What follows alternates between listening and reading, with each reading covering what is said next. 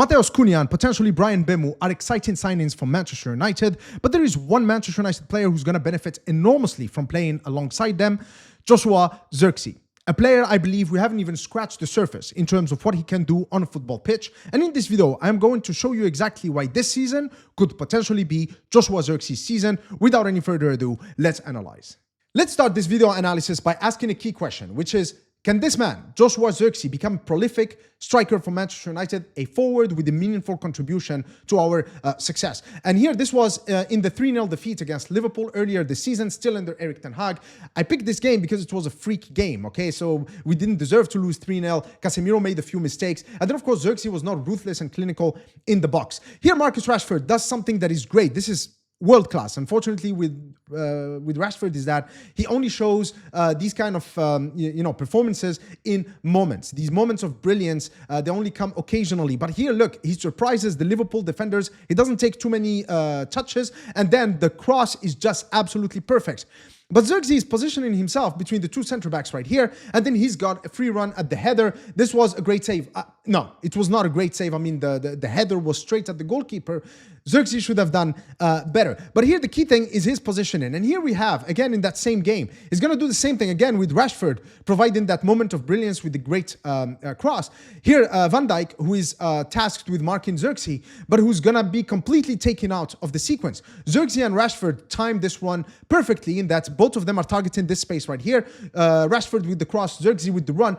This should have been a goal for Manchester United. But what this shows us again is that Zirkzee, even though he could not finish for factors that I'm going to talk about at the end of the video, he still can find himself in some really interesting positions as a forward. Here, this was in the next game, which is a game we won 3-0 against Southampton, where he should have scored this. And again, he's moving away, peeling off, creating that distance between him and the centre-back, targeting this space behind the centre-back, and then that was a sequence that should have been scored. So here what I'm trying to show is that Zirkzee does have the knack to find spaces. And when you look at the players we are adding, players of the quality of Matheus Cunha and potentially Bryan Mbeumo, these are players who play fast, incisive football, and they provide that quality in the final third, the same way Marcus Rashford did in, or Christian Eriksen in the sequences that I just showed you. But there's another thing that I want to say about Zirkzee, is that Zirkzee thrives when he is forgotten a little bit. He thrives when the game is ahead of him rather than actually be the main focal point forward. Look at this sequence, for example, against Liverpool. He comes in for the ball, but he's not really making any meaningful effort to get on the ball. What he wants actually is to find himself in space. As Toby Collier is making a very good and underrated run right here, he's attracting the likes of Konate and Trent Alexander-Arnold with him, creating this space for Zirkzee. So basically, Zirkzee, in this sequence, he's showing a tendency to not want to get on the ball, but rather he wants his teammates to actually move around him so that the opposition players get attracted to them, therefore creating space for him to exploit, and here he's able to get on a shot. Another thing about Zirkzee is that he likes to play off his teammates. And here again, one thing that I cannot understand, and really that's the one thing that frustrates me a lot about Marcus Rashford, is just, oh my God, he could have been so much. Like Rashford could have had an amazing career as a player, and then he just chose to just play games instead of just focusing on the game. But here, him and Zirkzee showed a little bit of synergy and understanding, early in Zirkzee's career at Manchester United. So here, Zirkzee is playing off Marcus Rashford. Again, same concept, having all of these players attracted towards Marcus Rashford, pushing that defensive line further towards the opposition goal, giving him space so he can actually go and shoot at goal. So Zirkzee thrives when there is movement around him and ahead of him, okay? This is classic Zirkzee again. He loves to drop in deep into these areas. He's a little bit of a playmaker. He likes to touch the ball. He doesn't like the ball played into space where he runs into it, but he likes the ball into feet. And then he likes to have players ahead of him. In this case, that's Dorgu. When you look at the players that we have on the wings, in the wing-back positions this season, the likes of Dalot, the likes of Dorgu, Amas, Diego Leon, potentially Luke Shaw, all of them, they like to make runs in behind the opposition defense, high and wide, in order to receive those through balls, those balls into space. And those are players that Zirkzee can actually thrive when playing alongside. And here in that same sequence, Zirkzee is making a very interesting move and he's asking for the ball. If you remember that Cristiano Ronaldo goal against AS Roma in the Olimpico back in 2007, Zirkzee, beautiful lofted ball into the far post, and then Cristiano Ronaldo with just a beautiful jump and a beautiful header.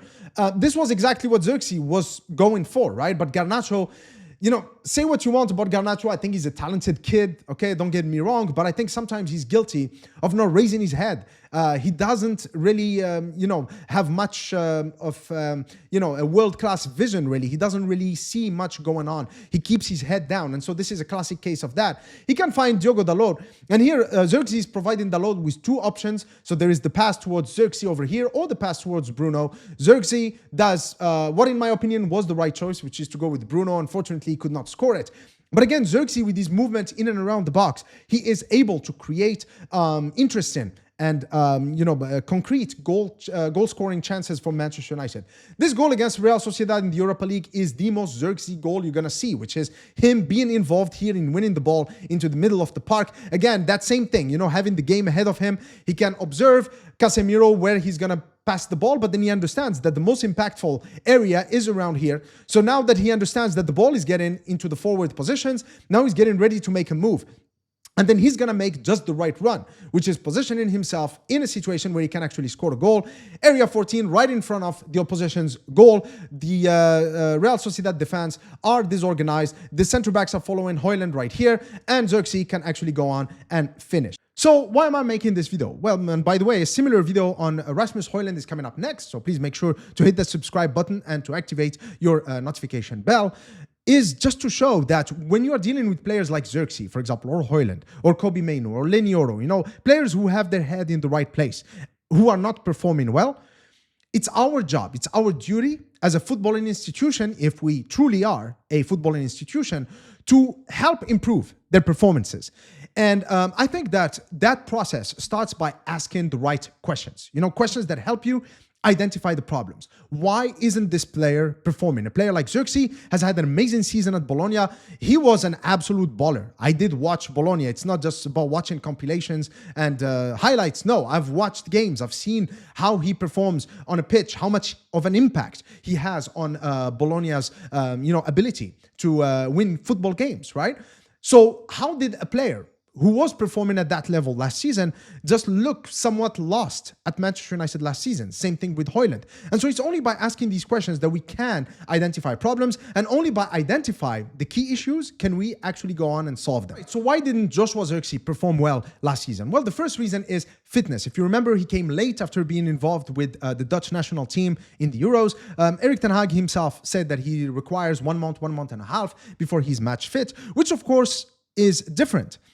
This season, we see that he is enjoying himself in preseason now with Ruben Amorim. He's here on the first day. So, of course, comes that game against Arsenal, the opening game of the season. Joshua Zirkzee is going to be match fit. And that could make a huge difference for how he performs this season. The second reason is, of course, just the quality of the football being played around him. Like I showed in those first sequences against Liverpool, a player like Zirkzee thrives when he plays with players as Marcus Rashford has performed in that game, players who play quick, incisive football, ruthless football, who are extremely productive in the final third.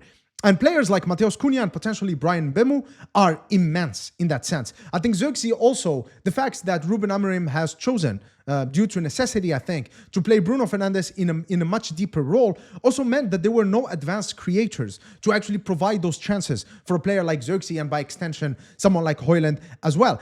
Next season, with players like Mbeumo and Matheus Cunha, with wing backs like Dorgu and Amad Diallo, even someone like Luke Shaw if he's fit, these players are going to provide balls in the box, and that's going to maximize the opportunities that Zirkzee has, opportunities of the same quality as the ones that I showed earlier in the video. And of course, the more a striker has of those opportunities, the more the chances are that he's going to score, and the more he scores, the more confident he becomes, and then of course the more prolific he becomes as a result. So I think that all the signs indicate that if everything goes according to plan, this season could be Joshua Zirkzee's season. And I think after spending £35 million on this player, I think the majority of Manchester United fans definitely want him to succeed. I'm going to be following his performances in preseason closely. Likewise, I'm going to be doing the same thing with Højlund. Like I said, my next video is going to be about Højlund, a comparison between him and Victor Gyökeres. So please make sure that you subscribe and activate your notification bell so you don't miss that video. If you'd like me to make any other videos on Manchester United, please let me know in the comment section below. Until next time, cheers.